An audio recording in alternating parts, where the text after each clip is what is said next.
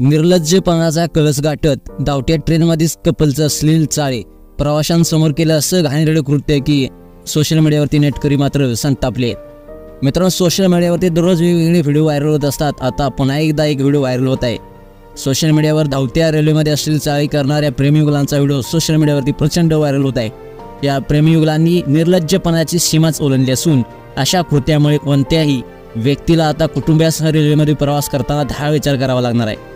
प्रेमीयुगलाच्या या व्हिडिओवर नेटकऱ्यांच्या संतापजनक अशा प्रतिक्रिया देखील पाहायला मिळत आहेत। सार्वजनिक ठिकाणी अश्लीलता पसरवल्याप्रकरणी त्यांच्याविरुद्ध कडक कारवाई केली पाहिजे अशी मागणी देखील केली जात आहे।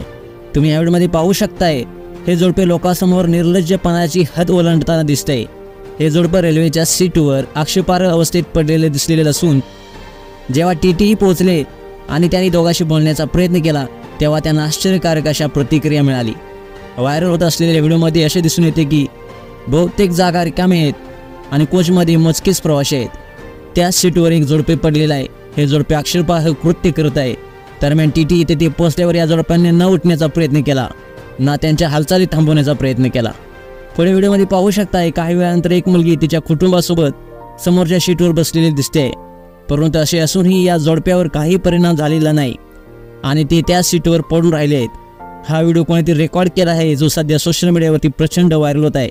हा व्हिडिओ पाहिल्यानंतर काही लोक संताप व्यक्त करताना दिसत आहेत तर काही जण या जोडप्यावर टीका करताना देखील दिसत आहेत। तर एकानं लिहिलं आहे, आता महिला, मुली, अल्पवयीन मुलासाठी रेल्वेने प्रवास करणे सुरक्षित आहे का?